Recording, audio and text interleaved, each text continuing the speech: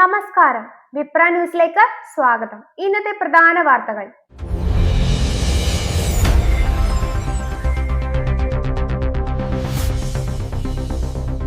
വയനാട്ടിലെ ഭവനരഹിതർക്കായി നിർമ്മിച്ച ടൗൺഷിപ്പ് പദ്ധതി പൂർത്തിയാക്കുന്നു. 178 വീടുകളാണ് പൂർത്തിയാവുന്നത്. ജില്ലയിലെ ദുരിതബാധിതർക്കാണ് ഭവനം നിർമ്മിക്കുന്നത്. വീടുകളുടെ നറുക്കെടുപ്പ് ഇന്ന് നടക്കും. അടിസ്ഥാന സൗകര്യങ്ങളായ കുടിവെള്ളം, വൈദ്യുതി, റോഡ്, ഡ്രൈനേജ് സംവിധാനം എന്നിവ ഉൾപ്പെടുത്തി ആധുനിക രീതിയിലാണ് ടൗൺഷിപ്പ് നിർമ്മിക്കുന്നത്.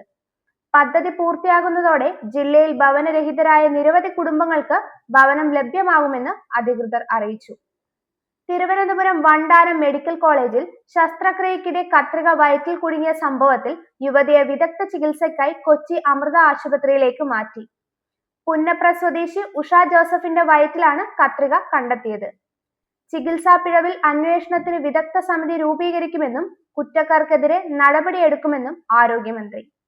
തിരുവനന്തപുരം പാങ്ങോട് സൈനിക ക്യാമ്പിലെ ആനക്കൊമ്പ് മോഷണവുമായി ബന്ധപ്പെട്ട അന്വേഷണത്തിൽ ചില നിർണായക തെളിവുകൾ ലഭിച്ചു. ക്യാമ്പിലെ ജീവനക്കാരുടെ മൊബൈൽ ഫോണിൽ മോഷണവുമായി ബന്ധപ്പെട്ട ചിത്രങ്ങൾ കണ്ടെത്തിയതായി അധികൃതർ അറിയിച്ചു.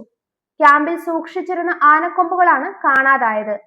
തുടർന്ന് നടത്തിയ പരിശോധനയിലാണ് ഫോണുകളിൽ ചിത്രങ്ങൾ കണ്ടെത്തിയത്. സംഭവത്തിൽ കൂടുതൽ അന്വേഷണം തുടരുകയാണെന്നും ബന്ധപ്പെട്ട ജീവനക്കാരെ ചോദ്യം ചെയ്യുകയാണ്.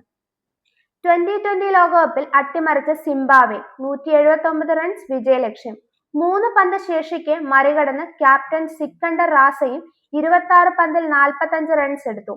ഓപ്പണർ റയാൻ ബെന്നറ്റ് പുറത്താകാതെ നിന്നു. ലോകകപ്പിലെ ശ്രീലങ്കയുടെ ആദ്യ തോൽവിയാണിത്. ഗ്രൂപ്പിൽ 1-ാം സ്ഥാനക്കാരിയാണ് സിംബാബ്വെ.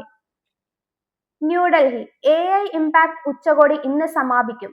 ഡൽഹിയിൽ ഇന്നലെ തുടങ്ങിയ ഉച്ചകോടിയിൽ 20-ലേറെ രാഷ്ട്രീയ തലവന്മാരും ലോകത്തിലെ AI രംഗത്തെ പ്രധാനികളും പങ്കെടുത്തു.